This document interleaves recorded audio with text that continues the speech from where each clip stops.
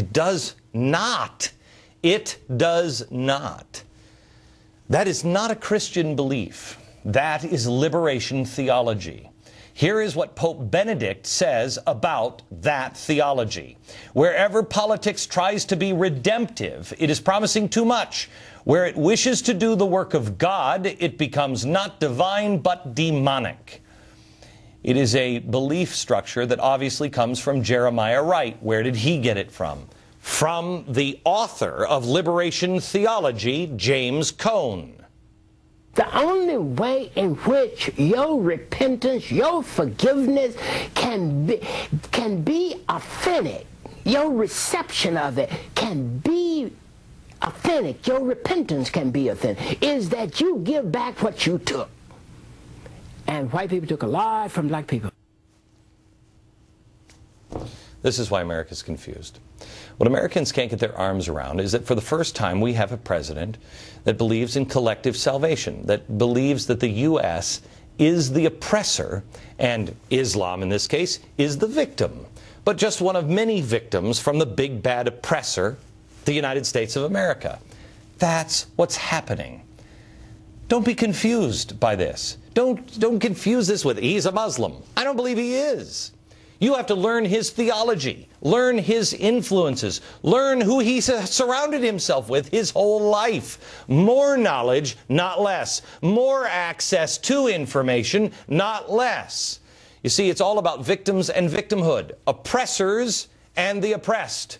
Reparations, not repentance. Collectivism, not individual salvation. I don't know what that is, other than it's not Muslim. It's not Christian.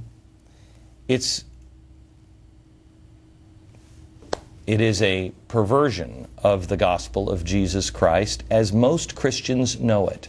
But as usual, the media won't look at any of those facts because most people in the media don't have any idea what Christianity really is.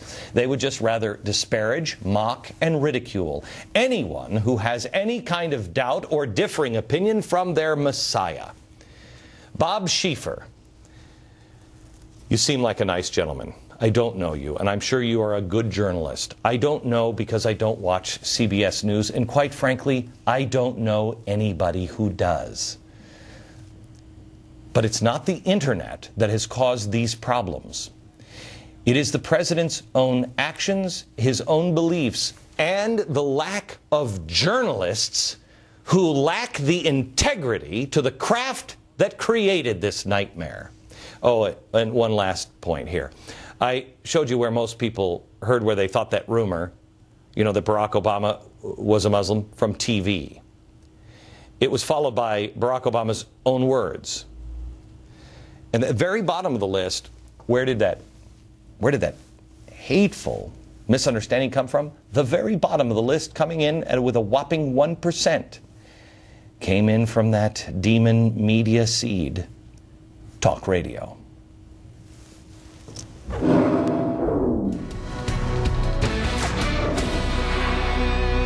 From Washington, D.C. all this week, welcome to the program. Yesterday, I showed you the president's favorite website and how they pulled out the underutilized liar, liar, pants on fire argument to make the claim that I was somehow or another being hypocritical on the Ground Zero Imam Faisal Abdul Rauf. It's some of the worst reporting I've ever seen. And that's saying something. I mean, have you picked up the Washington Post lately? Oof. Anyway, I never endorsed this imam, and I've never condemned this imam. What I've said is there are some highly questionable statements surrounding this man that should be looked into before he's allowed to build a mosque a block away from Ground Zero, or for that matter, in Kansas. It seems like a reasonable request. I just want answers, but no, nobody in the media wants to do that. We're just being told, shut up, even though it doesn't add up. The administration wants you to believe that this Imam Rauf is busy being an ambassador for the United States around the globe on taxpayer money, and that's totally normal. While he's doing that, the wife of this Imam is back home in the United States on national television saying that all Americans hate Muslims. Shouldn't we find out if this ambassador what he thinks about that claim from his wife. And then we have this. Here's the latest. A speech given by Rauf in 2005. It's just been uncovered. And here's what the America-loving ambassador had to say. We tend to forget in the West that the United States has more Muslim blood on its hands than Al-Qaeda has on its hands of innocent non-Muslims. I wonder who has more blood on their hands of Muslims, us or Al-Qaeda. Do you see this? America is worse than Al-Qaeda. Sounds like he kind of agrees with his wife, doesn't it? So it should come as no surprise that opposition to the Ground Zero Mosque has risen from 54% to 62% in just the last couple of days. The opposition isn't growing because Americans hate Muslims. It's because we're using common sense. It's growing because this particular Muslim seems to be connected to people who hate America. Regular people are looking at this issue with common sense. You get it. You get that Muslims have a right to build a mosque next to Ground Zero or any place they want to. You just question the wisdom of it.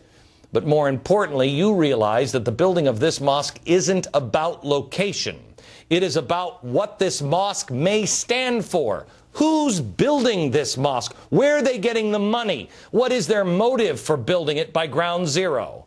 You get it. But right outside this window is the Capitol. Now, they don't get it. Politicians don't get it. You've got Governor Patterson meeting today to talk about the mosque. He's renewed his offer to give state assistance to the project's developers if they care to move. Well, let me ask you something. How does changing the location of a mosque that may be dangerous answer any of the concerns raised by this imam's questionable comments? How? Is it better somehow to have the guy who says America's worse than Al-Qaeda 15 blocks away as opposed to 4? The question shouldn't be where to build this mosque. It should be, do we build it in the first place with these people? Patterson doesn't get it.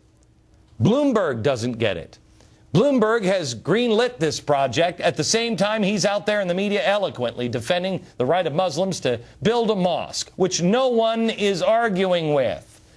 I mean, have they built any mosques since September 11th? Have there been any mosques? Because I haven't heard anybody screaming and yelling about it. It's this one. While he's doing that, he's not going to support a Greek Orthodox church efforts to rebuild their church, St. Nicholas Church. The only house of worship destroyed in the September 11th attacks. Destroyed. The city hasn't been able to get that one done in 10 years. But they have no problem voting 9-0 to support a $100 million mosque that no one knows where the money is coming from. And the imam and his wife have a habit of making anti-American comments. No problem with that. Whoa, whoa, St. Nicholas. Who is this St. Nicholas guy? Excuse me? They also don't have a problem supporting a small Christian group called the Bronx Household of Faith. You'd think the small Christian group that's just been trying to find a meeting place, been trying to rent out a vacant space in a school building on the weekends, you'd think the city would have no problem saying, okay. No, city says absolutely not. They are supposed to let anyone use that space so long as their purpose is pertaining to the welfare of the community, end quote. They've literally been in and out of court fighting this small group of Christians for 15 years. But the city is going to give money and incentives to build this mosque if they'll move it. Something's not right. People opposing the mosque don't need to be investigated, like Nancy Pelosi says. Here's what you're going to find. They're using common sense. Oh, sure, there are a few people who are dummies, but most of Americans just using their gut and common sense. It's those in charge that seem to be putting an agenda ahead of common sense. Maybe they should be investigated. Man, I have an idea. If we could just find someone in the media that wasn't compliant. More on that and the agenda next.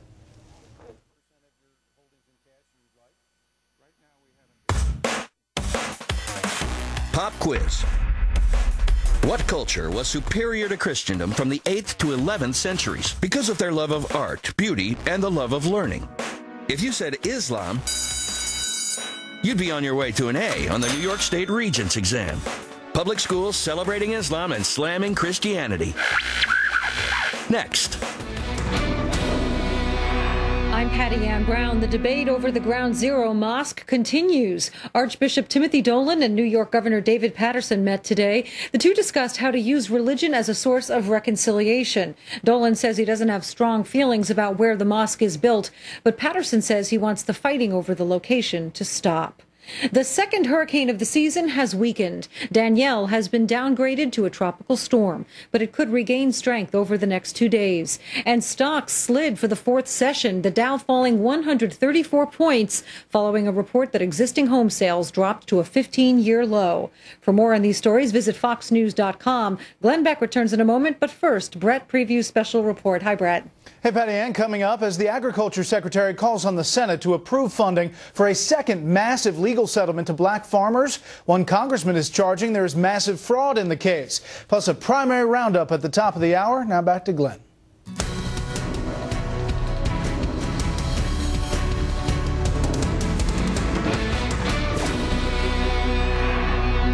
America. We're from Washington, D.C. all week, where in, 4 days? 4 days from now, I'm going to be speaking at the steps of the Lincoln Memorial. It has been made controversial by so many people. It is not controversial. No one knows what's even on the entire agenda. In fact, my staff didn't even know until I laid it all out for them last night. They were getting a little concerned. Glenn, we can't tie all this together. We don't know how it all works. So I had a private meeting with them last night to tie it all together. I have kept it under wraps because I find it extraordinarily interesting how the media just makes it into some nightmare when they have no idea what's even happening. Don't you miss it. Saturday here in Washington. And it will explain this, what I'm wearing, and you'll see it down here on right there. This is actually the original Purple Heart. It was the badge of merit, only discovered in 1933. It turned into the Purple Heart, but it was originally made by George Washington. We'll explain a little later on. Now, we're seeing all kinds of public policy that is at odds with common sense and the American people. When it comes to building this mosque, where's the funding come from? Who's leading this mosque? If you say anything, apparently you just hate Muslims. Really. Why would the government be blindly supportive of this mosque and have a pattern of blocking Christian churches and Christian groups? I came across this story today in the New York Post, also from New York. Here it is. State test makers are now slamming Christianity and lauding Islam. There it is. Now, I went immediately and I got the test. This is for teachers only, so I have all the answers. Kids. This is the actual test that they give to students in New York. I wanted to see if the evidence supports this crazy headline. Well, here are the actual lines from the actual test now given in New York. First, in a section on Muslims called A World History, a Cultural Approach. High school students' tests read like this, quote, wherever they went, the Muslims brought with them their love of art, beauty, and learning. From about the 8th to the 11th century, their culture was superior in many ways to that of Western Christendom. Nearly every mosque had a public school in which the children of the poor were taught. Many Muslim libraries were excellent, and the catalogs of one of the caliph's library filled 40 volumes. In addition, the followers of Muhammad achieved much in science, particularly in chemistry, astronomy, mathematics, and medicine. Ah, well, that sounds delicious, doesn't it? It sounds like it's all sunshine and lollipops. But let's now look how the Christians fared in the same test from New York City schools and New York State schools.